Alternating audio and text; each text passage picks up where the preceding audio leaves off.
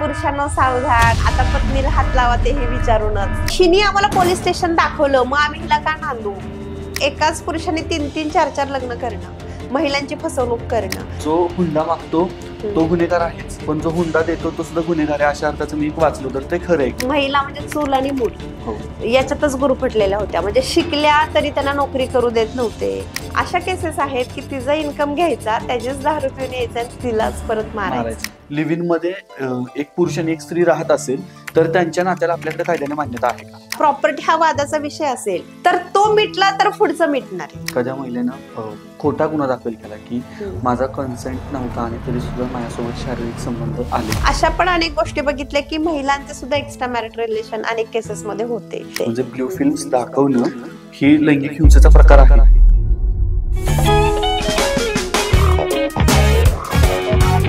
हाय, hello, नमस्कार मंडळी. Mad spirit टॉक्सच्या आपल्या नव्या पॉडकास्टमध्ये तुम्हा सगळ्यांचं खूप खूप स्वागत. मंडळी, आजच्या आपल्या पॉडकास्टमध्ये आपल्यासोबत गप्पा मारण्यासाठी आलेले आहेत ऍडव्होकेट मनीषा बर्गे मॅडम. आणि बर्गे मॅडम बद्दल सांगायचं म्हणजे बर्गे मॅडमनी जिल्हा परिषदेचा काउन्सिलिंग सेल हा जवळपास 16 वर्ष सांभाळलेला आहे. त्याचबरोबर त्या बाल कल्याण समितीच्या जिल्हा अध्यक्षा होत्या आणि सध्या राज्य महिला आयोगाच्या जिल्हा समन्वयक आहेत. आणि याच विषयाच्या अनुषंगाने आजच्या पॉडकास्टमध्ये आपण मॅडम सोबत गप्पा मारणार आहोत. बर्गे मॅडम, तुमचं पॉडकास्टमध्ये खूप खूप स्वागत. थँक्यू. येस मॅडम, आपल्या विषयाला सुरुवात करताना नुकताच 10 डिसेंबर जागतिक मानवी हक्क दिन होऊन गेला आणि त्या अनुषंगाने मला विचारायचंय की आपल्या बऱ्याचशा हक्कांमध्ये आपल्याला कळतं की आपल्याला माणूस म्हणून कशी ट्रीटमेंट दिली पाहिजे, आणि जर आपल्याला तशी ट्रीटमेंट मिळत नसेल तर आपण त्या नात्यांमधून बाहेर पडण्याचा मार्ग उपलब्ध करून घेऊ शकतो. हे जरी अगदी खरं असलं तरी आपल्याला बऱ्याचशा कायद्यांबद्दल माहितीच नसते. आणि त्या अनुषंगाने मला पहिला प्रश्न विचारायचा आहे की डोमेस्टिक व्हायलन्स हा एक खूप चर्चेला जाणारा विषय आहे, तर त्यामध्ये डोमेस्टिक व्हायलन्स मध्ये कोणत्या कोणत्या गोष्टी येतात? डोमेस्टिक व्हायलन्स म्हणजेच घरगुती हिंसाचाराचा कायदा जो 2005 पासून भारतामध्ये आला आणि 2026-2006 पासून लागू झाला प्रत्यक्षात. ओके. ऍक्च्युली हा कायदा म्हणजे महिलांचे हक्काला मिळालेलं बळकटीकरण होतं. कारण आपला जर भारताचा इतिहास बघितला तर महिला म्हणजे चूल आणि मूल याच्यातच गुरफटलेल्या होत्या. म्हणजे शिकल्या तरी त्यांना नोकरी करू देत नव्हते. जरी त्यांनी नोकरी करू दिली तरी त्यांनी कमवून आणलेलं हे त्यांना खर्च करायची परवानगी नव्हती किंवा त्यांची इच्छा कधीच कुठे लक्षात घेतली जात नव्हती. मग हा जो कायदा आहे तो त्याला मी महिलांना मिळालेलं एक बळकटीकरण आणि खरंच महिलांना माणूस म्हणून जगायला मिळालेलं कुठलं तरी स्थान या नजरेतून मी या कायद्याकडे बघते. ओके. मग या कायद्याअंतर्गत समजा जेव्हा एखादा गुन्हा दाखल होतो त्यामध्ये मग शिक्षेच्या तरतुदी काय काय आहेत? पहिल्यांदा आपण खरंच डोमेस्टिक व्हायलन्स म्हणजे काय हे बघूया की एकतर शब्दातच म्हणजे नावातच सगळा अर्थ आहे की घरगुती हिंसाचार म्हणजे घरात होणारा हिंसाचार. आता घरात होणारा हिंसाचार म्हणजे आज सुद्धा म्हणजे अगदी 10 वर्षापूर्वीची परिस्थिती, 20 वर्षापूर्वीची परिस्थिती आज सुद्धा काही सगळी काही बदलली असं नाही दिसत. म्हणजे महिला शिकल्या, कमवायला लागल्या तरी 60% प्रगती आहे, पण 40% अजून सुद्धा आमच्या महिला कुठेतरी गुरफटलेल्या आहेत घरामध्ये. त्या शिकलेल्या असल्या तरी त्यांना कमवण्याची संधी नाही. मग हिंसाचार म्हणजे काय? या कायद्यामध्ये हिंसाचार स्पष्ट सांगितलेले आहेत की पहिला होणारी शारीरिक हिंसाचार म्हणजे त्याच्यामध्ये मारहाण असेल, केस ओढणे, फरफटत नेणं हे असेल. त्याच्यानंतर शाब्दिक हिंसा म्हणजे ह्या कायद्याची व्याप्ती एवढी मोठी आहे, त्याच्यामध्ये शाब्दिक हिंसा सांगितली. म्हणजे शाब्दिक हिंसा म्हणजे काय? घालून पाडून बोलणे, अपमानास्पद बोलणे, तुला तुझ्या आई वडिलांनी काही शिकवलंच नाही, तू काळीच आहेस, तू बुटकीच आहेस, किंवा या प्रकारचं टॉन्टिंग करणं, किंवा तुला काही येत नाही असा शाब्दिक अपमान करणं. म्हणजे शारीरिक मारहाण झाली, शाब्दिक हिंसाचार झाला. याच्यामध्ये लैंगिक हिंसाचार म्हणजे आधी जर काही गुन्हा घडला लैंगिक हिंसाचाराचा घरामध्ये तर IPC खालीच जायला लागायचं, किंवा कुंपणानच शेत खाल्लं तर महिला दात कुठं मागायच्या. परंतु हा कायदा एवढा आहे की ह्याच्यामध्ये पहिल्यांदा लैंगिक हिंसेला घरात होणाऱ्या लैंगिक हिंसेला वाचा फुटली. आणि त्याच्यामध्ये जर घरातच महिलांची लैंगिक हिंसा होत असेल मग त्याच्यामध्ये बालकांची पण इन्क्लूड आहे, तरी ते तक्रार करू शकतात. किंवा अनैसर्गिक पद्धतीनं शारीरिक संबंध ठेवण्यासाठी पती त्रास देत असेल तर, किंवा जबरदस्ती तिला करत असेल तर, किंवा ब्ल्यू फिल्म्स दाखवणं, किंवा या प्रकारची जर लैंगिक हिंसा होत असेल तरी ती महिला तक्रार दाखल करू शकते. म्हणजे ब्ल्यू फिल्म्स दाखवणं ही लैंगिक हिंसेचा प्रकार आहे? हो, त्या महिलेला वाटत असेल, that is depend on her sexuality. Okay okay, म्हणजे तिला कन्सेप्ट्स आहेत त्यानुसार ते ठरणार की हे माझ्या हिंसाचाराचा भाग आहे का नाही. Okay, yes. तिला लज्जास्पद वाटत असेल तर ती लज्जास्पद आहे. ओके. त्याच्यानंतर आर्थिक छळ, म्हणजे आर्थिक छळ या कायद्यामध्ये जे कन्सेप्ट सांगितली ही तर कुठल्याच कायद्यामध्ये अंतर्भूत नाहीये. तर आर्थिक छळाचा प्रकार हा एक ह्या डोमेस्टिक व्हायलन्स मध्ये पहिल्यांदा आला. जसं मी आता इंट्रोडक्शन सांगताना म्हणाले डोमेस्टिक व्हायलन्सचं, की महिला कमावते, पगार घरी आणते, इव्हन आमची घरकाम करणारी महिला सुद्धा महिन्याला ती 10,000 कमवत असेल पण ती घरात आणली तर तिचाच, अशा केसेस आहेत की तिचा इन्कम घ्यायचा, त्याचीच दारू पिऊन यायचं आणि तिलाच परत मारायचं. म्हणजे ही परिस्थिती आजही आहे, अशा केसेस पण आहेत. किंवा घरेलू काम करणाऱ्या महिलांचं उदाहरणापेक्षा जरी एखादी शिक्षिका असेल, एखादी इंजिनियर असेल, डॉक्टर असेल, वकील असेल, मग तिचं सुद्धा जर काही इन्कम आहे तिला तिच्याच इच्छेनं खर्च करायला मिळतो असं नाही, हे केसेस मधून दिसतं. ओके. मग त्यांना प्रत्येक गोष्ट घरात विचारून करावी लागते आणि नाही तर मग ते वाद आणि ह्या गोष्टी सुरू होतात. म्हणजे आज सुद्धा आर्थिक स्वातंत्र्य महिलांना आहे असं नाही. किंवा अजून याच्यामध्ये अंतर्भूत असं सांगितलंय की जर पती पत्नीला सांभाळत नसेल, मुलांना सांभाळत नसेल तरी ते आर्थिक हिंसाचाराखाली दाद मागू शकतात. ओके. म्हणजे पहिला आहे तो घरगुती हिंसाचार ज्याच्यामध्ये मारहाण आहे, त्याच्यानंतर शाब्दिक हिंसाचार आहे, त्याच्यानंतर लैंगिक हिंसा आहे आणि आर्थिक हिंसा आहे.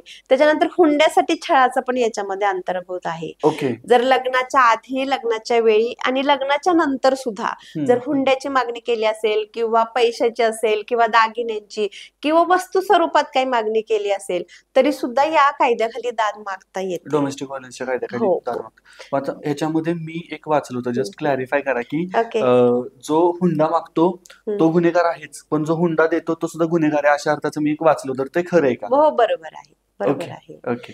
त्याच्यामुळे याच्यावर सगळ्यांनी आवाज तर उठवला पाहिजे. बरं, हा डोमेस्टिक व्हायलन्स एवढ्यावर मर्यादित नाहीये. ओके. म्हणजे डोमेस्टिक व्हायलन्स मध्ये जर आता डोमेस्टिक म्हणजे मी आधीच सांगितलं की एका छताखाली राहणाऱ्या व्यक्तींच्या विरोधात होतो आणि त्या छताखाली राहणाऱ्या महिलांचा छळ होत असेल तर, म्हणजे असं नाही की फक्त सासरच्या लोकांविरुद्धच तक्रार करता येते. जर ती कुमारिका मुलगी असेल, आई वडिलांसोबत राहत असेल तर तिच्या जर काही तक्रारी असतील तरी ती याच्या खाली कंप्लेंट करू शकते. म्हणजे शाब्दिक हिंसाचाराची तक्रार समजा एखाद्या मुलीला तिच्या घरात टॉन्टिंग जास्त होत असेल तर ती करू शकते आई वडिलांविरुद्ध. किंवा एखादा मनपसंत मुलगा आहे आणि लग्न करू देत नसतील तरी ती करू शकते. किंवा एखादा वयस्कर आहे आणि तिला तो पसंत नाहीये किंवा काही कारणांना तो तिला पसंत नाहीये आणि आई वडील जबरदस्ती करत असेल तरी ती तक्रार करू शकते. एखाद्या मुलीला आई वडील शिक्षण देऊ देत नाही, त्याला कारण काही का असेना, तरी ती कंप्लेंट करू शकते. किंवा एखादी विधवा महिला माहेरीच राहते आहे आणि तिला काही कारणानं टॉन्टिंग भावाकडून किंवा इतर गोष्टी कुणाकडून होत असेल तरी ती कंप्लेंट करू शकते. म्हणजे ह्या कायद्याचा अर्थ काय आहे की एकाच छताखाली राहणाऱ्या व्यक्तींमध्ये कोणतीही महिला, कुठल्याही वयाची महिला आणि कोणतीही महिला तक्रार दाखल करू शकते. ओके. आता तुम्ही बोलता बोलता म्हणालात की एखादी मुलगी जर तिच्या मनपसंत मुलासोबत लग्न करून देत नाहीये तर तक्रार दाखल करू शकते. यासाठी मुलीचं वय काय पाहिजे? 18 पूर्ण पाहिजे. हे महत्वाचं आहे ना, 18 पूर्ण पाहिजे. मग याच्यामध्ये आता गुन्हा दाखल झाला, गुन्हा प्रूव्ह झाला तर त्याच्यानंतर शिक्षेच्या तरतुदी काय येतात, म्हणजे कशा प्रकारे शिक्षा होते? मी 2005 ला जेव्हा हा कायदा आला, 2006 पासून लागू झाला, सेम वेळी मी जिल्हा परिषद काउन्सिलिंग सेंटर मध्ये कार्यरत होते. अनेक महिलांच्या आणि पुरुषांच्या केसेस पण मी हाताळल्या आहेत. तर माझं तेव्हाही खूप म्हणणं, म्हणजे हा कायद्याचा प्रचार असा केला मीडियामध्ये की पुरुषांना सावधान, आता पत्नीला हात लावा तेही विचारूनच, म्हणजे लैंगिक हिंसेवर हे टॉन्टिंग होतं. पण माझं सेम डे पासून आजही हेच म्हणणं आहे की डोमेस्टिक व्हायलन्स हा कायदा फक्त आणि फक्त महिलांना माणूस म्हणून जगायला देणारा कायदा आहे. आता तुम्ही आदेशांबद्दल विचारताय की ह्यातनं रिलीफ काय आहे महिलांना, तर हे आदेश तुम्ही बघितले ना की तुमच्या लक्षात येईल की अरे हा कायदा किती साधा सोपा आणि महिलांना न्याय देणार आहे. म्हणजे पहिला आदेश ह्याच्यामध्ये काय आहे, संरक्षण आदेश. ह्या संरक्षण आदेशात काय म्हटलं आहे की जर त्या महिलेची घरातल्या पुरुषांविरुद्ध तक्रार असेल, मग तो पती असू दे, सासरा असू दे, दीर असू दे, की मारहाण होतीये किंवा त्रास होतो आहे, तर त्या घरातल्या पुरुषांविरुद्ध असा आदेश आहे संरक्षण आदेशात की हिला कसल्याही प्रकारची मारहाण होता कामा नये. हिला संरक्षण अधिकार जर झाला, आदेश दिला कोर्टानं, तर त्याच्यामध्ये काय म्हटलं आहे की हिला संरक्षण आदेश पारित होत आहे, हिला कधीही मारहाण होता कामा नये. हिच्या कामाच्या ठिकाणी कुणी, जर तिची तशी इच्छा असेल तर कामाच्या ठिकाणी कुणी जायचं नाही, तिला कसल्याही प्रकारचा संपर्क करायचा नाही. आता आपण दुसऱ्या अँगलनी बघू, याच्यामध्ये त्या पुरुषाविरुद्ध काय आदेश आहे का हो? काहीच नाहीये याच्यामध्ये. फक्त त्या महिलेला संरक्षण कसं मिळेल हे बघितले. हा झाला संरक्षणाचा आदेश. तर दुसरा आदेश आहे तो निवाऱ्याचा आदेश आहे. निवाऱ्याचा आदेश मध्ये ह्याच्यामध्ये काय म्हटलं आहे की जेव्हा पत्नी लग्न करून ते घरात येते, ते घर म्हणजे कुणाच्या का नावावर असू दे, सासऱ्यांच्या असू दे, चुलत सासऱ्यांच्या असू दे किंवा आजो सासऱ्यांच्या असू दे, कुणाच्याही नावावर असू दे, तिथे सामायिक घरामध्ये प्रवेश तिनं केलेला असतो. तर त्या राहत्या घरातून तिला कुणीही हकलून देऊ शकत नाही, हा आदेश आहे. दुसरा, त्याच्या उपर जर त्या महिलेला असं वाटलं की मी त्या घरात सुरक्षित नाहीये, मला भीती वाटतेय की रात्री माझ्यावर काही हल्ला करेल किंवा मला टॉर्चर होईल, तर ती महिला कुठेही राहू देत, भाड्याच्या घरात राहायचं असेल तरी ती राहू शकते आणि तिथं ती महिला राहील. त्या घराचं भाडं पतीनं भरायचंय, तिथला खर्च, तिला काय लागणाऱ्या वस्तू तिला पुरवायच्या आहेत. एकटी पण जाऊन राहू शकते किंवा पतीला घेऊन जाऊन राहू शकते. ह्या कायद्याच्या अंतर्गत, निवाऱ्याच्या संरक्षण अंतर्गत ती अशी करू शकते. हा, आता ते डिपेंड ऑन हर चॉईस की बाबा तेव्हा तिला काय हवंय, परंतु तिला नवऱ्यावर पण सुरक्षित वाटत नसेल तर ती स्वतःच्याच फक्त निवाऱ्याचा विचार करेल आणि त्याचे पैसे पतीनं भरायचे. हा, आणि ते तिच्यावरती जी मुलं असेल तर त्यांचाही खर्च त्यानं सगळं करायचा. आता याच्यामध्ये ही फक्त रिस्पॉन्सिबिलिटी आहे, जबाबदारी आहे पत्नी बद्दलची आणि मुलांबद्दलची. याच्यामध्ये सुद्धा पुरुषांविरुद्ध खूप मोठा काय आदेश आहे असं मला वाटत नाही, कारण तो त्याचा अधिकार आहे आणि तिला निवाराचा आदेश आहे. याच्या उपर पुढे जाऊन असं म्हटलंय, जर तिला तिथं पण सुरक्षित नाही वाटलं तरी शासनाची जबाबदारी आहे की तिलाही सुरक्षित ठिकाणी ठेवणं. मग याच्यामध्ये शासकीय महिला वसतिगृह याच्यामध्ये आधार गृह म्हणून डिक्लेअर केलेली आहेत. मग ती कुठल्याही महिला आधारगृहात जाऊन राहू शकते आणि तिला जर असं वाटत असेल की तिथं येऊन मला टॉर्चर होऊ शकतं तर तिला कुठल्या आधारगृहात ठेवलंय हे कधीही सांगायचं नाही. म्हणजे हे सगळं कशासाठी विचार केलाय, फक्त तिच्या सुरक्षिततेसाठी केलाय. म्हणजे तिचा सुरक्षिततेचा अधिकार झाला, घरात राहण्याचा अधिकार झाला. त्याच्यानंतर तिसरा आदेश आहे की ताब्याचा. ताबा म्हणजे काय, तिची मुलं जर सासरे असतील आणि तिला ती हवी असतील तर ती मुलांचा ताब्याचा आदेश मागू शकते. आणि तो टेम्पररी आहे आणि जर परमनंट हवा असेल तर त्याला कायद्याच्या दुसऱ्या तरतुदी आहेत, पण तात्पुरता ताब्याचा आदेश ती मागू शकते. त्याच्यानंतर नुकसान भरपाईचा आदेश मागू शकते, तिचं इकॉनॉमिकल काही नुकसान झालं असेल. आता ह्याचा अर्थ तसा खूप मोठा आहे. म्हणजे एक इंजिनियर मुलगी होती, तिनं लग्न झाल्यानंतर नवऱ्याची कंपनी सांभाळली, तिचा स्वतःचा इन्कम असा काहीच नव्हता, पण जेव्हा तिच्यावर 10 वर्षानंतर मुलगी आणि तिला घर सोडावं लागलं तेव्हा तिच्याकडे बॅलन्स काहीच नव्हता. त्याच्यामध्ये नुकसान भरपाई मागताना गेल्या 10 वर्षाचं जर मी कष्ट केले, तिथं इंजिनियर म्हणून कष्ट केले, तर त्याचं कम्पेन्सेशन त्या पिटिशन मध्ये मागितलं होतं. म्हणजे ह्याला नो लिमिटेशन की त्याचं नुकसान भरपाई काय असावी किती असावी ते कोणच नाही ठरवू शकत. हे डिपेंड्स ऑन ते केसवरच अवलंबून असेल. मागे किंमतला अर्थ वेगळा लागू शकतो. म्हणजे ती म्हणजे तिला ते डिझर्व करते ना, की तिचे कष्ट आहेत त्या कंपनीमध्ये. त्याच्यानंतर पुढे जाऊन की या उपर अजून काही केसनुसार सगळं अवलंबून असतं. यापेक्षा अजून वेगळी परिस्थिती काय असेल तर तसा सुद्धा सेपरेट काही तिला आदेश हवा असेल तरी ती कोर्टाला तशी प्रे करू शकते आणि तिला तशा पद्धतीचे अधिकार किंवा आदेश कोर्टाकडून, मेहरबान कोर्टाकडून मिळू शकतात. म्हणजे माणसाला माणूस म्हणून जगण्यासाठी जे आवश्यक अधिकार आहेत ते अधिकार जर स्त्रीला मिळत नसतील तर ती डोमेस्टिक व्हायलन्सच्या कायद्याचा आधार घेऊन ते अधिकार मिळवू शकते न्यायालयात जाऊन, असं आपल्याला म्हणायचंय. आता ह्या सगळ्या आदेशांमध्ये पुरुषाला शिक्षा कुठं आहे? नाहीच. हा, मात्र या आदेशांचा भंग त्या पुरुषांनी केला तर मात्र त्याला 1 वर्ष सक्त मजुरीची शिक्षा. सक्त मजुरी. हा, येस. ओके.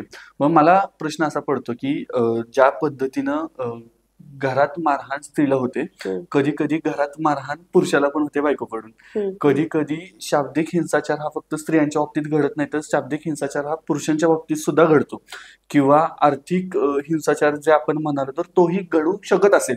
मला त्याच्याबद्दल एवढी आयडिया नाहीये. तर मग पुरुषांच्या बाबतीत जर अशा गोष्टी घडत असतील तर पुरुष इतर डोमेस्टिक व्हायलन्सच्या केस खाली फाईल करू शकतात का? नाही करू शकत. ओके. फक्त 18 वर्षाच्या खालचा पुरुष, मुलगा जो आहे तोच त्याचा व्हायलन्स झाला तर डोमेस्टिक खाली दाखल करता येईल अर्ज. त्याच्या वतीनं त्याची आई किंवा दुसरी व्यक्ती कोणी करू शकते, परंतु 18 वर्षाच्या वरचा पुरुष याच्यामध्ये पुरुषाला या कायद्याचा काही उपयोग नाही. मात्र मी मगाशी सांगितलं असं की मी जिल्हा परिषदला काउन्सिलिंग सेंटर मध्ये होते. अशी काउन्सिलिंग सेंटर सातारामध्ये जिल्हा परिषदला आहे कार्यरत, सातारा तालुका पोलीस स्टेशनला आहे, कराड नगरपालिकेला आहे, इव्हन फलटणला आहे, आपल्या दहिवडीला आहे. तर अशा काउन्सिलिंग सेंटरची मदत जसं महिला घेतात तसं पुरुषही घेऊ शकतात. आणि त्यांचे जे काही मॅट्रिमोनियल प्रॉब्लेम्स म्हणजे जे काही घरात वाद होत आहेत ते तिथं अर्ज करून सांगू शकतात, मांडू शकतात. तिथं काउन्सिलिंग प्रोसेसनी ह्या ज्या काही गोष्टी आहेत, म्हणजे कधीच माझं स्वतःचं वैयक्तिक मत आहे की कोर्टात येण्याआधी कपल्स जे कौटुंबिक भांडणं असतात, वाद असतात, हे समुपदेशनानेच मिटवावेत. आणि तिथं जर काही मार्ग नाही मिळाला की आता ऑप्शनच नाहीये तुम्हाला, तर नक्की तुम्ही कोर्टात या. परंतु जर तिथं ऑप्शन मिळत असेल, अनेक जे भांडण असतात, इगो प्रॉब्लेम्स असतात, काउन्सिलिंगनी बऱ्यापैकी मिटतात. म्हणजे मी जवळजवळ 6000च्या वर केसेस केल्या, 60% आम्हाला त्याच्यामध्ये यश आहे. म्हणजे तेवढे संसार बसवले, छान बसवले, खूप सुंदर त्यांचं सुरू आहे. म्हणजे अजून सुद्धा दिवाळी दसऱ्याला ह्या लोकांचे मेसेज येतात की आमचं खूप छान चाललंय आणि थँक्यू फॉर दॅट. असं म्हणजे म्हणून पहिल्यांदा माझं वैयक्तिक मत आहे की पती पत्नीच्या वादामध्ये कायम समुपदेशनाचा आधार घ्यावा आणि तिथं मिटत नसेल तरच पुढे कोर्टात यावं. ओके. आता बोलता बोलता तुम्ही एक गोष्ट म्हणालात आणि माझ्या डोक्यात परत प्रश्न आला की जसं जर पुरुषाने स्त्रीला दिलेल्या अधिकारांचा भंग केला तर 1 वर्ष सक्त मजुरीची शिक्षा पुरुषाला आहे. तसं समजा पुरुषाला अशा बाबतीत हिंसाचार होत असेल तर स्त्रीसाठी कोणती शिक्षा आहे का? तसं तर काही नाहीये. परंतु काउन्सिलिंगनी मिटवा आणि जर असं काय होत असेल तर तो डिवोर्स साठी जाऊ शकतो, क्रुएल्टी. हा, की माझी घरामध्ये पत्नीकडून क्रुएल्टी होती आणि त्याच्यामुळे मला घटस्फोट हवाय, परंतु तसं कायद्यात तरतूद नाही. आणि दुसरी गोष्ट आपण मगाशी बोलता बोलता म्हणालो की या कायद्याने, डोमेस्टिक व्हायलन्सच्या कायद्याने कोणीही घरातलं कुणाच्याही विरुद्ध तक्रार दाखल करू शकतं. तर जनरली आपण बघतो की ज्यावेळी घरगुती हिंसाचाराच्या घटना किंवा गुन्हे दाखल होतात त्यावेळी ते सून घरातल्या सगळ्यांवरती दाखल करते. पण काही घरांमध्ये परिस्थिती अशी असते की सुनेकडेच सगळ्या चाव्या असतात खऱ्या अर्थानं, आणि मग तिच्याकडून कधीतरी सासू सासऱ्यांना मारहाण होतीये किंवा तिच्याकडून कधीतरी नणंदेला मारहाण होतीये, भाऊजाईला मारहाण होती. तर या सगळ्या जणी तिच्या विरुद्ध डोमेस्टिक व्हायलन्सची केस अशा परिस्थितीमध्ये करू शकतात का? सातारा जिल्ह्यामध्ये अशा केसेस दाखल आहेत. सासूकडून सुद्धा सुनेविरुद्ध केसेस दाखल आहेत. आणि अजून जर सासू सासऱ्यांचा छळ सुनेकडून होत असेल तरी ते तहसीलदारांकडे सुद्धा तक्रार दाखल करू शकतात. तिथं सुद्धा त्यांचा अर्ज दाखल करू शकतात. ओके. म्हणजे ही गोष्ट महत्त्वाची. सांभाळत नसेल सून तर करू शकतात. ओके. आणि आपल्याकडे आता बऱ्याच म्हणजे नवीन पिढी जी आहे तर ती पिढी लिव्हिंगचा पर्याय सुद्धा एक्सप्लोर करायला लागलेली आहे आणि ते आपल्याला समाजाने कुठेतरी आता स्वीकारलं पाहिजे की ह्या गोष्टी घडतायत आपल्या आजूबाजूला. सो सगळ्यात पहिला प्रश्न हाच आहे लिव्हिंगच्या बाबतीत की लिव्हिंगला आपल्याकडे मान्यता आहे का? म्हणजे कायद्याच्या दृष्टीनं जर लिव्हिंग मध्ये एक पुरुष आणि एक स्त्री राहत असेल तर त्यांच्या नात्याला आपल्याकडे कायद्याने मान्यता आहे का? डोमेस्टिक व्हायलन्स मध्ये सुद्धा लिव्ह इन मध्ये राहणाऱ्या महिला सुद्धा याच्यात तक्रार करू शकतात. ओके. यस. Okay okay. कारण ते एकाच छताखाली राहतात. एकाच छताखाली राहतात. एकाच छताखाली राहणारी कुठलीही महिला करू शकते, कारण ते एका लिव्ह इन मध्ये राहतात, तरी ते एका नातेसंबंधात राहतात, रिलेशनशिप मध्ये राहतात. बरोबर. मात्र याचा अर्थ असा नाही की कायद्यानं त्याला मान्यता दिली आहे. कायद्यानं लिव्ह इन रिलेशनशिपला मान्यता दिलेली नाहीये. हा जो समज आहे समाजामध्ये की कायद्याला मान्यता आहे, असं अजिबात नाहीये. मात्र लिव्ह इन रिलेशनशिप मध्ये जर स्वइच्छेनं दोघं जण राहत असतील, तर तिथं जर डोमेस्टिक व्हायलन्स झाला तर ती महिला डोमेस्टिक व्हायलन्स खाली तक्रार दाखल करू शकते. नॉट नेसेसरी की तो तिचा पतीच पाहिजे नात्याने. कायद्याच्या दृष्टीने ज्यावेळी लिव्हिंगचं नातं आहे एकमेकांसोबत, अशा वेळी फायदे तोटे काय आहेत त्याचे? फायदा म्हणजे आजची पिढी लग्न करायला नाही म्हणायला लागली आहे. हो हो. त्याला अनेक कारण आहेत. इव्हन फक्त पिढीमध्ये मुलं मुली दोन्ही येतात. म्हणजे मुलींना सुद्धा आता बंधनं नको असतात. अनेक मुली बोलता बोलता म्हणतात की काय नवऱ्याच्या अपेक्षा आहेत, तर कार असावी, स्वतःचा बंगला असावा, हे असावं ते असावं. मम्मी म्हणते तुला 40च बघायला लागेल. म्हणजे ही वस्तुस्थिती आहे. जर या सगळ्या कल्पना, या सगळ्या मानसिकता, लग्नाचं वय उशिराचं होत आहे. म्हणजे असं काही नाही की फक्त मुलींचंच, मुलांचंही लग्नाचं वय आता उशिराचं होत आहे. तर या सगळ्या याच्यामध्ये जर ते स्वइच्छेनं लिव्ह इन रिलेशनशिप मध्ये राहत असतील, तर म्हणजे तो मार्ग ते स्वीकारतात, कारण त्यांना आता लग्न आणि ती बंधनं नको असतात. म्हणजे अनेक कॉर्पोरेट क्षेत्रातल्या काही केसेस माझ्याकडे होत्या. त्यांचे वाद याच्यावरनं होते की तुझ्या आंघोळीचे कपडे मी धुणार नाही, तुझं काम आहे ते तुझं तू करायचं. म्हणजे आपल्याकडं अजून कसं आहे, किचन हे बायकांनीच सांभाळायचं. मग ती इंजिनियर आहे, दोघं कंपनीत काम करतायत, दोघांना 2-2 लाख पगार आहे, कुठेही काही वेगळं नाहीये. पण घरातलं महिलेनीच बघायचं, तिनंच माझे सगळे कपडे धुवायचे, तिनंच किचन सांभाळायचं. मग ती डबल शोषित होते. म्हणजे एकतर तिने बाहेरचं पण सगळं बघायचं, घरातलं पण सगळं बघायचं. तर आपल्याकडं हा एक विषय खूप मोठा आहे आणि याच्यातून कुठेतरी कौटुंबिक वादाला सुरुवात होते. आणि मग हे बंधनं नकोय. असं काही नाही की मुलांनाच बंधनं नकोयत, मुलींना सुद्धा बंधनं नकोयत. म्हणून लग्नाला यांचा विरोध असतो. तरी सुद्धा आई वडिलांच्या इच्छेखातर बऱ्याचदा लग्न केली जातात. पण मोस्टली मग लिव्ह इन रिलेशनशिपचा आधार घेताना मुलं दिसतात. ओके मॅडम, आता परत आपल्या थोड्याशा वेगळ्या टप्प्याकडे जाताना पॉडकास्टच्या मला विचारायचं आहे की डोमेस्टिक व्हायलन्स या कायद्याच्या अंतर्गत आपल्याला डिवोर्स फाईल करता येऊ शकतो का? नाही, डोमेस्टिक व्हायलन्स हे घटस्फोटाचं एक कारण असेल. ओके. हा, परंतु त्याच्या अंतर्गत डिवोर्स दाखल करता येणार नाही, त्याच्यासाठी सेपरेट तरतूद आहे. ओके. आणि मग अशा परिस्थितीमध्ये ज्यावेळी एखादं कपल डिवोर्स साठी फाईल करत असेल, त्यावेळी मेंटेनन्स मागण्यासाठी काय तरतुदी आहेत? मेंटेनन्स कोण मागू शकतं? मेंटेनन्स जे दाखल करेल, म्हणजे जर महिलेनं डिवोर्स पिटिशन दाखल केलं तर तिचा नवरा मेंटेनन्स मागू शकतो. मात्र तो कमवता नसला पाहिजे. आणि त्याच्यासाठी रजनीश वर्सेस नेहा हे सुप्रीम कोर्टाचं सायटेशन खूप चांगलं आलेलं आहे. याच्यामुळं कोणी मेंटेनन्स मागितलं की दोघांनीही स्वतःची असेट लायबिलिटी ऍफिडेव्हिट दाखल करावं लागतं. हा, म्हणजे काय तर स्वतःची इन्कम किती आहे आणि त्याच्या जबाबदाऱ्या किती आहेत, त्याच्या लायबिलिटीज किती आहेत, त्याचा ऍफिडेव्हिट प्रत्येकानं दाखल करायचा. म्हणजे एवढा इन्कम आहे, मला खर्च एवढा आहे, आणि मग पुढे आर्ग्युमेंट होतं की मेंटेनन्स मी किती देऊ शकतो की नाही देऊ शकत हे. आणि याच्यामुळं मोस्टली सर्व जजेसचं काम खूप सोपं झालेलं आहे निकाल देताना. म्हणजे एखाद्या महिलेनं जरी मेंटेनन्स मागितला, तिच्यावर तिची मुलं असतील, तरी सुद्धा त्याचा इन्कम त्याचा किती आहे, त्याच्यावर त्या पुरुषाचा इन्कम किती आहे त्याच्यावर डिपेंड कोण कोण आहे, त्याचे आई वडील असतील किंवा त्याच्या अजून जबाबदाऱ्या किती आहेत, आणि मग त्यांना मेंटेनन्स पत्नीला आणि मुलांना किती देऊ शकतात, किंवा पत्नी सुद्धा कमावती आहे का. हा, मग हे सगळं पॅरलली बघितलं जातं आणि हे सगळ्या निकषांवरच मेंटेनन्स आला होतो. ओके, म्हणजे मेंटेनन्स देताना या गोष्टी डिसाइडिंग फॅक्टर आहेत, की हो. या सगळ्या गोष्टी बघितल्या पाहिजेत. पण मग मेंटेनन्स हा म्हणजे काही ठिकाणी दर महिन्याला तुम्हाला द्यावा लागतो. तसं वन टाइम सेटलमेंट करता येतं का? की बाबा एकदाच एवढी रक्कम जी काही ठरेल तेवढी दिली आणि त्याच्यानंतर एकमेकांचं तोंड पण नाही बघायचं, असं करता येऊ शकतं का? हे कधी होतं? हे परस्पर सहमतीने. परस्पर हा, सहमती. परस्पर सहमतीने म्हणजे म्युच्युअल कन्सेंट डिवोर्स मध्ये ह्या गोष्टी होतात, ओके, की ओके. बाबा दर महिन्याला मला मेंटेनन्स नको, मला वन टाइम सेटलमेंट साठी एक रकमी ही पोटगी दे आणि तिथं मी माझा प्रॉपर्टीचा अधिकार संपवते आहे आणि पोटगीचा अधिकार पण मी आज संपवते आहे, ओके. असं त्या पिटिशन मध्ये म्हटलं जातं. हे म्युच्युअल कन्सेंट डिवोर्स मध्ये होतं. ओके.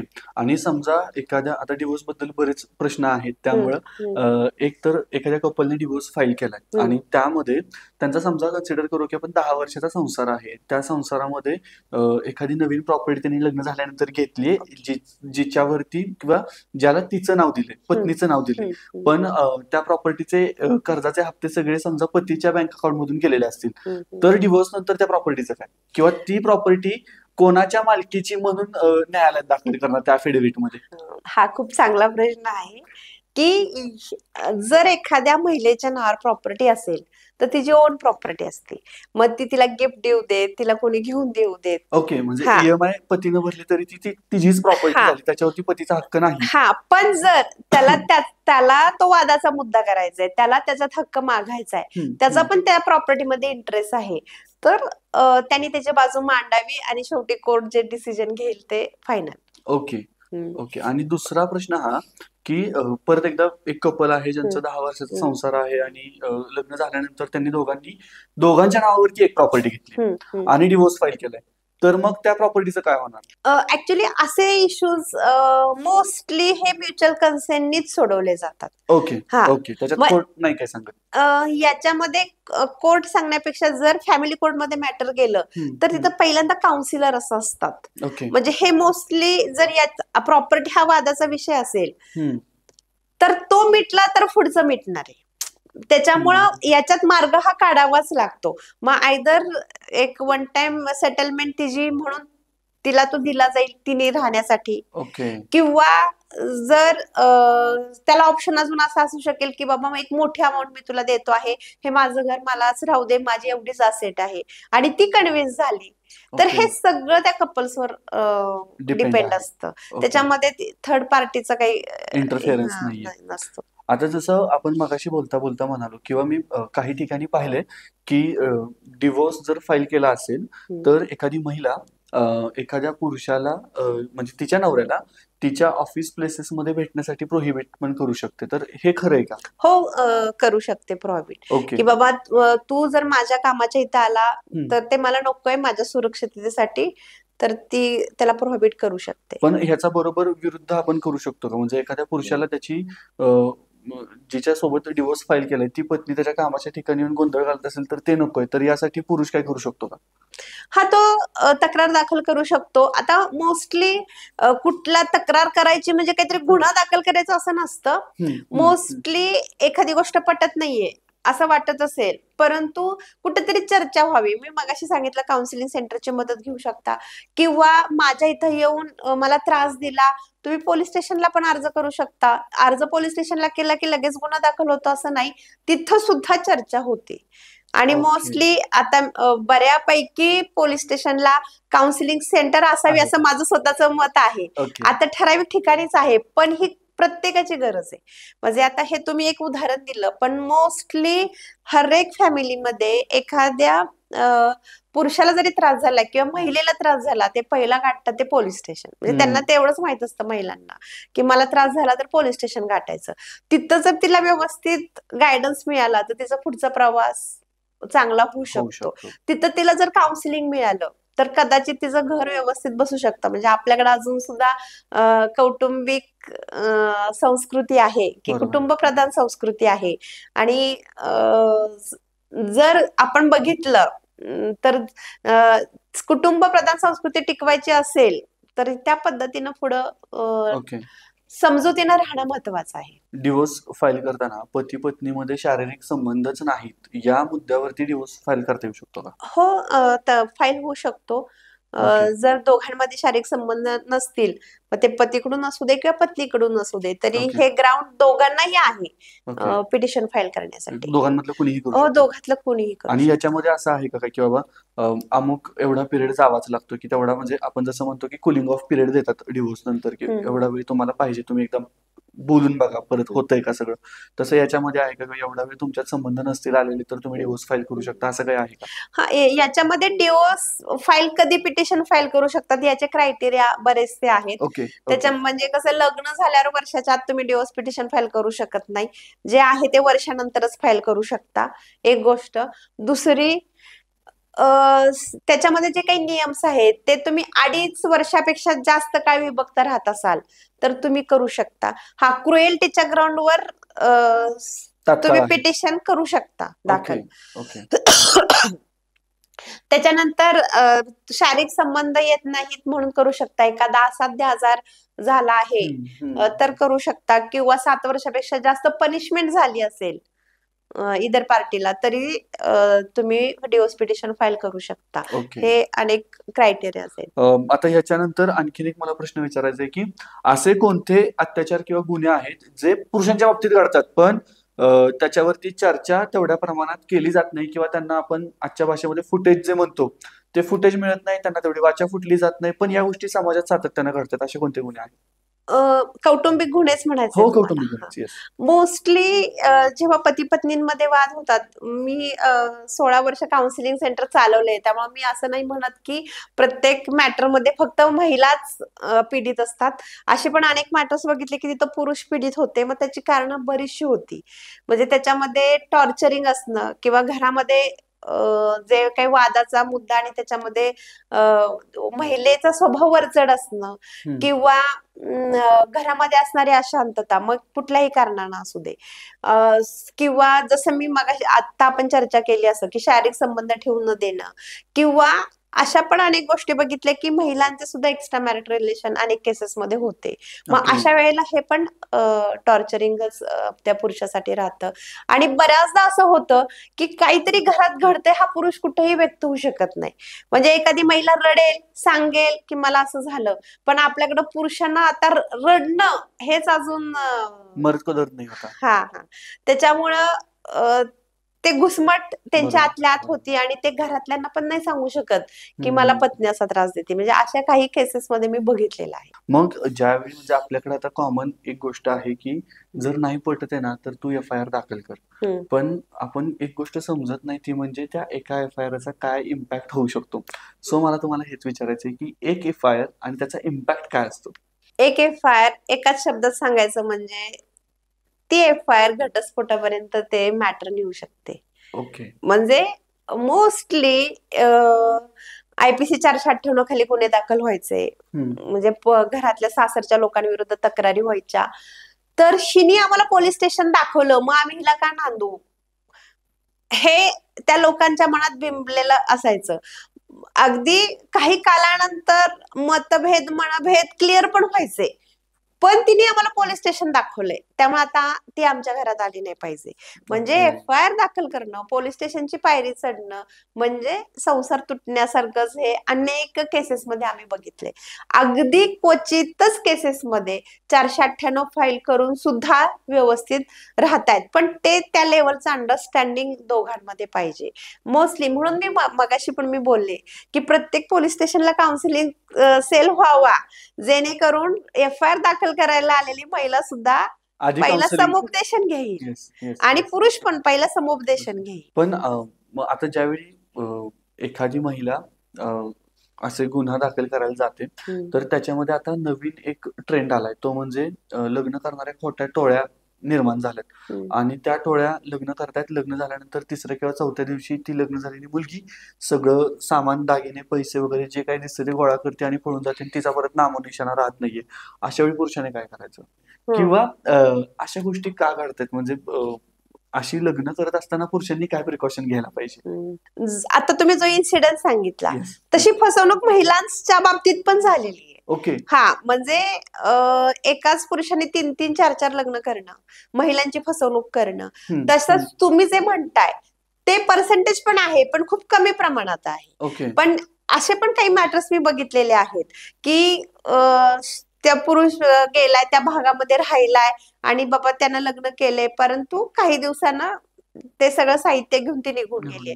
पण मोस्टली ह्या खूप कमी केसेस आहेत आणि ज्यांची क्रिमिनल वृत्ती असते की पहिल्यांदाच माइंड मध्ये ठरवले की मला हे असं करायचंय आणि त्या दृष्टीनं ती वाटचाल असेल, अशा काही घटना घडत असतील, पण ते फसवणुकीचा गुन्हा दाखल करू शकतात आणि संबंधितांना शिक्षा होऊ शकतील. मग तो पुरुष असो महिला असो, त्यांना शिक्षा होऊ शकते. पण ह्याला किती वेळ लागेल आपण परत सांगू शकत ते नाही. नाही सांगू शकत. ओके.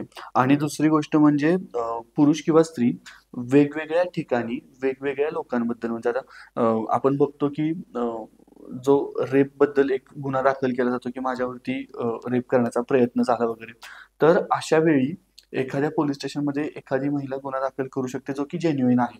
पण जसं आता मागाशी आपण खोट्या टोळ्यांबद्दल बोललो, तशा या कायद्याचा आधार घेऊन महिला वेगवेगळ्या पोलीस स्टेशनमध्ये वेगवेगळ्या लोकांविरुद्ध केसेस फाईल करू शकते का? आणि जर असं होत असेल तर ते सेंट्रलाइज डाटा आपल्याकडे उपलब्ध आहे का, किंवा असं असं होतंय म्हणून? आता आतापर्यंत मी 20-22 वर्षात महिलांसाठीच भरपूर काम केलेलं आहे, तरी आज तुमच्या या प्रश्नाचं उत्तर मी देतेय की जर असा कायद्याचा मिसयूज करणारी एखादी महिला असेल की जिथं राहतेय तिथं तिचं कोणाशी तरी स्वइच्छेनं प्रेमसंबंध असतील आणि तरी ती बलात्काराचा गुन्हा दाखल करते, असं जरी या प्रोसेसला तिनं अर्ज दाखल केल्यानंतर पहिल्यांदा पोलिसांना चौकशीचे अधिकार असतात, ते चौकशी करू शकतात आणि त्या चौकशी अंती जर त्यांना जर आढळलं की बाबा ह्याच्यात काही तथ्य नाहीये, तो विषय तिथं थोपवू शकतो. परंतु जर त्यात फॅक्ट असेल आणि त्यांचे शारीरिक संबंध आले असतील तर तो गुन्हा दाखल करावा लागतो, त्याला पर्याय नाही. म्हणजे तो कन्सेंट होता का नव्हता हा नंतर मुद्दाच राहत नाही. हा ते कोर्टाने बघायचं. ते गुन्हा दाखल करताना तो विषय नसतो, तो कोर्टाने बघायचा. बऱ्याचदा मग हा विषय लागतो की लग्नाचं आमिष दाखवून हा एक विषय असतो. त्याच्यामुळं पोलिसांना बंधनकारक असतं आलेला अर्ज गुन्हा दाखल करणं. ते गुन्हे दाखल होतात आणि पुढे मग कोर्टात न्यायनिवाडा होतो की त्याच्यात किती तथ्य आहे आणि नाही. आता लग्नाचा आमिष बद्दल, जसं लग्नाचा आमिष दाखवून लग्नाच्या आधी शारीरिक संबंध येतात त्याच्याबद्दल आपण गुन्हा दाखवू शकतो, तसं लिव्ह इन मध्ये सुद्धा लग्नाचं आमिष दाखवून समजा लिव्ह इन मध्ये राहणाऱ्या कपलने परत विभक्त व्हायचा निर्णय घेतला आणि त्यातल्या एकाला वाटलं की यानं मला लग्नाचं आमिष दाखवलेलं होतं आणि त्यामुळे मी याच्यासोबत राहिलो किंवा राहिले, तर मी याच्या विरुद्ध कोर्टात न्याय मागू शकतो का? मोस्टली लिव्ह इन रिलेशनशिप मध्ये जे लोक राहतात ते एक अग्रीमेंट पण बनवतात. ओके. हा यस, की आम्ही एवढा काळ लिव्ह इन मध्ये राहणार आहोत. किंवा काहींचा मी मगाशी सांगितलं की काहींचा लग्नालाच विरोध असतो की मला हिच्यासोबत राहायचंय आणि जमलं तर मला लाईफ टाईम राहायचंय, किंवा मला वाटलं तर मला 2 वर्षांनी 4 वर्षांनी हिच्याशीच लग्न करायचंय. किंवा त्या मुलीला पण असं वाटतं की हा मला वाटलं 2 वर्ष की मी ह्याच्यावर कम्फर्ट आहे तर मी पुढे पण ह्याच्याशीच लग्न करणार. म्हणजे जे काही त्यांचं म्हणणं असेल त्याचं अग्रीमेंट मोस्टली बनवलेलं असतं. ज्यांच्यात मात्र अग्रीमेंट बनवलेलं नसेल, परंतु लिव्ह इन रिलेशनशिप मध्ये राहणं म्हणजे एक दिवस एकत्र राहणं असं नाही, लॉंग पिरियड एकत्र राहणं.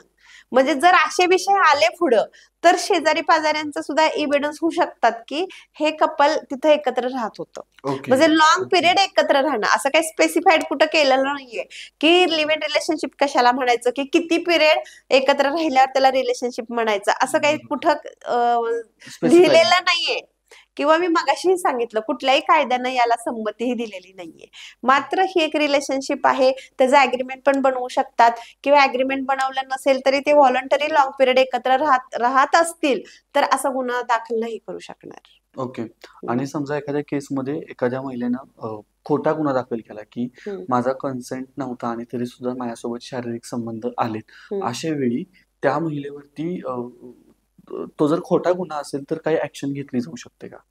जनरल केसेस मध्ये नाही करू शकत, पण कामाच्या ठिकाणी महिलांचा होणारा लैंगिक छळ, जो सेक्शुअल हॅरासमेंट ऍक्ट आहे 2013चा, या कायद्यात स्पष्ट सांगितलेलं आहे की वर्क प्लेस मध्ये जर महिलेची लैंगिक हिंसा झाल्याची तिनं खोटी कंप्लेंट केली तर जसा अर्ज त्या महिलेनं केलाय, जसं हिअरिंग त्या पुरुषाविरुद्ध होतंय तसंच हिअरिंग जर तो खोटा गुन्हा असेल तर तो पुरुष तसाच अर्ज करू शकतो आणि जसं हिअरिंग पुरुषाविरुद्ध चालतं तसंच त्या महिलेविरुद्ध हिअरिंग चालू शकते. आणि ज्या त्या सेक्शुअल हॅरासमेंट ऍक्ट 2013 मध्ये ज्या शिक्षेच्या तरतुदी आहेत किंवा सेवा नियमानुसार ज्या शिक्षेच्या तरतुदी आहेत, त्यात ज्या शिक्षा सांगितल्या, जशा त्या पुरुषांना शिक्षा होतात तशाच त्या महिलेला सुद्धा शिक्षा होऊ शकतात जर तिनं खोटी कंप्लेंट केली तर. आणि काही ठिकाणी आपण बघतो की दोघांनी म्युच्युअली ब्रेकअप केलेला असतो, त्याच्यानंतर काही टाइम गेल्यानंतर दोघांमधला एक जागा होतो आणि माझी फसवणूक झाली म्हणून कोर्टात जातो. अशा केसेस मे बी तुमच्या समोर पण आल्या असतील. तर म्युच्युअली ब्रेकअप झाल्यानंतर पुन्हा कोर्टात जाण्यासाठी काय कारण असतात? जर म्युच्युअली ब्रेकअप झाले, त्यांचं लग्न नाही झालेलं, तर ती फक्त मुलगीच कोर्टात जाऊ शकते की माझी खोटी कन्सेंट घेतली लग्नाचा आमिष दाखवून आणि माझ्याशी शारीरिक संबंध ठेवले, तो त्या मुलाला कोर्टात जाण्याचा कुठलाही प्रोव्हिजनच नाहीये. मुग घेऊन गप्प बसायचं. हा, मी अशी केस बघितली की दोघांचं 4 वर्ष चांगलं चाललं होतं, दोघे एकत्र लग्न करणार होते, पण एक स्टेज अशी आली की ती मुलाचं लग्न ठरलं दुसरीकडे, तर ते मुलीनं तिथं दंगा करून ते मोडलं. मग त्यांनी नोटीस पाठवली तिला, काय की बाबा असं असं आहे, तू 7 दिवसामध्ये ये, तुझे नातेवाईक घेऊन एकत्र चर्चा करू आणि लग्न आपण करू, आणि तू जर नाही आलीस तर मला माझा मार्ग रिकामा आहे. म्हणजे इथपर्यंत मुलांना स्टँड घ्यावे लागलेले आहेत. ओके. हा, आणि हीच सिच्युएशन जर मुलींच्या बाबतीत असेल तरी मुली मात्र ते कशाचा आधार घेतात की लग्नाचा आमिष दाखवून माझी फसवणूक केली. परंतु मुलांना तसं नाहीये. परंतु त्या केसमध्ये त्या मुलांनी लग्नाआधीच नोटीस पाठवली की तू ये, तू तयार हो लग्नाला, नाही तर मला मार्ग रिकामा. अशी समजा नोटीस एखाद्यानं पाठवली तर 7 दिवसानंतर ती मुलगी आली किंवा 7 दिवसानंतर 7 दिवसांची मुदत दिली, 8व्या दिवशी ह्यानं जर लग्न केलं तिसऱ्या मुलीसोबत किंवा दुसऱ्या मुलीसोबत हिच्याशी सोडून, तर या मुलीला तिथं काय करता येऊ शकतं? आता ते डिपेंड कशावर आहे, ती पोलीस स्टेशन गाठेल, तिथं ते सगळं चर्चा होईल. ओके. म्हणजे मग काय योग्य अयोग्य हे तेव्हा ठरेल. आणि तरी सुद्धा जरी तिने गुन्हा दाखल पोलिसांनी केला तरी ह्याला सगळं बेल घेणं, कोर्टाला प्रूव्ह करणं की हे सगळं विथ कन्सेंट होतं, या मार्गातनं त्याला पुढे जावं लागेल. ओके. मी असं पण ऐकलंय की आपल्याकडे असे गुन्हे किंवा अशा बाबी हे फक्त स्त्रियांवरतीच होतात, हे कायद्यानं प्री अझ्युम केलेलं आहे, तर हे खरं आहे का? असं काही नाही. आता पोक्सोचा कायदा जर घेतला तर 18 वर्षाखालची मुलं सुद्धा पीडित असतात. आणि तिथं लिंग मानणारा तो कायदाच नाहीये. तिथं पोक्सोचा गुन्हा हा महिलांविरुद्ध सुद्धा दाखल होऊ शकतो आणि पीडित हा मुलगा पण असू शकतो. हा, आणि अपार्ट फ्रॉम दिस मग दुसरीकडे पीडित ही महिलाच आहे. ओके. मॅडम, मला आणखीन एक प्रश्न विचारायचा आहे, तो म्हणजे जेव्हा म्युच्युअल डिव्होर्स फाईल करायचा आहे त्यावेळी मग कोणत्या गोष्टी असल्या पाहिजेत की आम्ही दोघं म्युच्युअली डिव्होर्स घेतोय आणि आम्हाला पटकन वेगळे होऊ देत, असं जर म्हणणं असेल तर काय करायला लागतं? आत्ताच्या रिसेंटच्या केसेस, मुली स्वतः सुद्धा कमवत्या झालेत, बरोबर, अगदी मुलांपेक्षा चांगले पॅकेजेस असतात. अशा केसमध्ये त्या मुलीला 1 रुपया कम्पेन्सेशन नको असतं, पण आम्हाला वेगळं व्हायचंय. मग त्याच्यामध्ये म्युच्युअल कन्सेंट डिव्होर्सला एकच क्रायटेरिया आहे की हे कपल लग्न होऊन 1 वर्ष तर पूर्ण झालंच पाहिजे, मात्र विभक्त होऊन 1 वर्ष, विभक्त राहायला सुद्धा 1 वर्ष पूर्ण असायला पाहिजे. म्हणजे किमान म्हणजे जर तो या ऑगस्ट 2023 पासून एकत्र वेगळे राहत असतील ते, तर पुढच्या ऑगस्ट 2024 नंतरच ते कोर्टात पिटिशन फाईल करू शकतात. त्याच्या आधी ते म्युच्युअल कन्सेंटचं पिटिशन दाखल करू शकत नाही. आणि त्यांना पुरावे द्यावे लागतात की आम्ही 1 वर्ष एकत्र नाही, ऍफिडेव्हिट द्यावं लागतं. आणि समजा अशा केसेसमध्ये किंवा डिव्होर्सच्या केसेसमध्ये होम लोन दोघांच्या नावावरती असेल, तर अशा केसेसमध्ये काय करायचं? ते सुद्धा अंडरस्टँडिंगनी सोडवायचं की एकाच्याच नावावर जर त्यांना स्वतःला ते पाहिजे असेल तरी बाबा एवढे हप्ते दोघांनी मिळून फेडायचे, तिथून पुढे इंडिव्हिज्युअल फेडायचे, जे काय ठरेल ते, किंवा ज्याला ती प्रॉपर्टी हवी त्याच्या नावावर ते ट्रान्सफर करू शकतात. हे पुन्हा दोघांनी म्युच्युअल अंडरस्टँडिंगनीच हा प्रश्न सोडवायचा आहे. याच्यातून मला आणखीन एक गोष्ट आठवली, ती म्हणजे मगाचा जो आपला मुद्दा होता की तिच्या नावाने असेल पण ह्याच्या बँकेतून हप्ते गेले असतील, तिथं आपण थोडासा बदल करूया.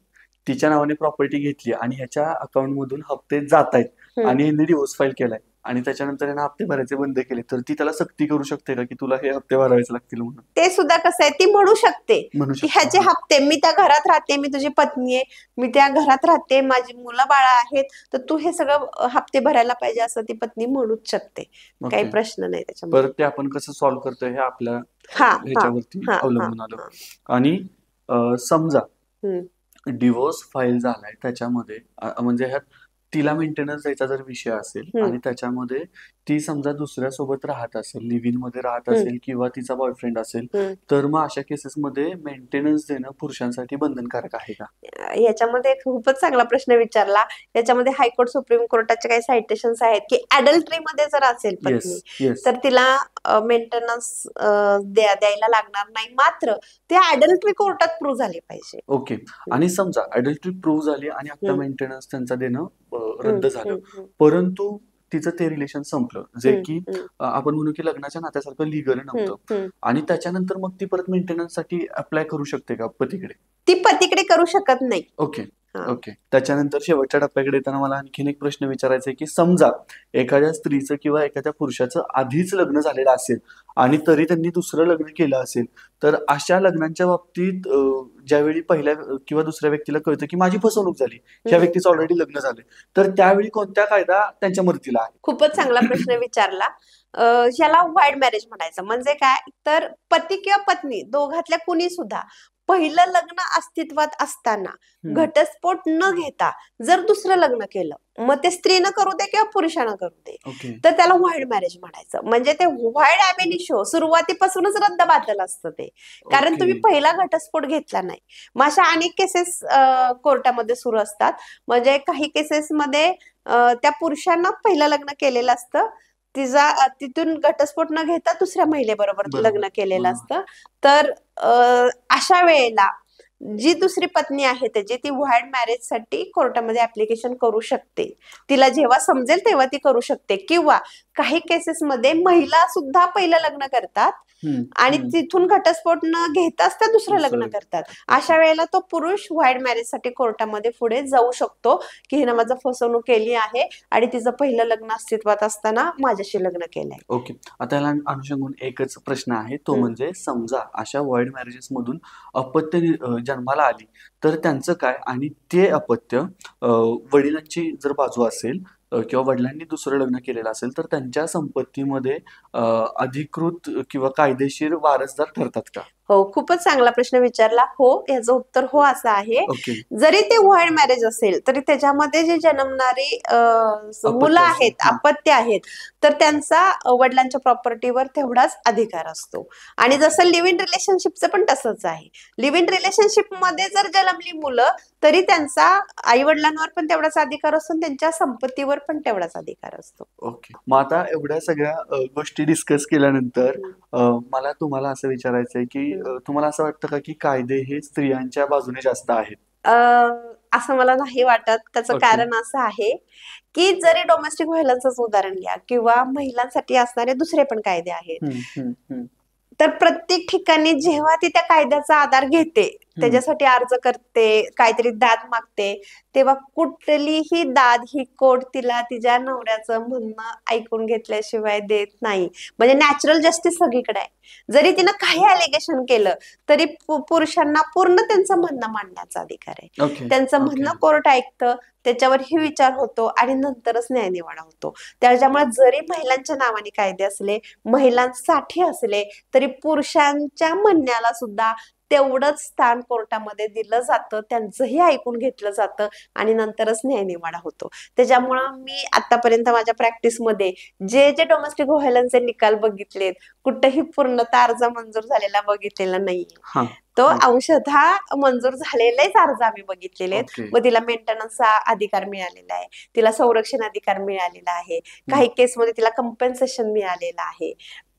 परंतु सारासार विचार करूनच न्यायनिवाडा, बुद्धीने दोघांचा विचार तर करून न्यायनिवाडा. त्याच्यामुळे मी असं म्हणत नाही की सगळे कायदे म्हणजे कायदे स्त्रियांच्याच बाजूने आहेत. जरी असले तरी पुरुषांना तेवढंच स्थान त्या कायद्यामध्ये दिलेलं आहे. फक्त पुरुषांना आपण चुकलेलो नाही किंवा आपण चुकीचं नाही याची काळजी घेणं आवश्यक आहे. आणि जर तसं असेल तर मग कायदा आपल्या बाजूने असं आपण म्हणू शकतो. तर मंडळी, तुम्हाला हा पॉडकास्ट कसा वाटला आम्हाला जरूर सांगा. तुम्हाला आवडला तर लाईक करा, शेअर करा, सबस्क्राईब करा. तुमचे जे प्रश्न असतील ते तुम्ही टाका, जेणेकरून आपण पुढच्या पॉडकास्टमध्ये मॅडम सोबत त्या प्रश्नांबद्दल डिस्कस करू शकतो. आणि तुम्हाला हा पॉडकास्ट कसा वाटला ते कमेंट्समध्ये नक्की सांगा. मनीषा मॅडम, तुम्ही वेळाची वेळ काढून आलात आणि इतक्या छान पद्धतीनं हा जो कायदा आहे तो आम्हाला समजावून सांगितला. त्याचबरोबर डिव्होर्सचं प्रमाण सध्या वाढतंय, सो डिव्होर्स म्हणजे काय आणि त्या अनुषंगानं बऱ्याच गोष्टी आपण डिस्कस केल्या. सो तुमचे खूप खूप आभार. थँक्यू. थँक्यू.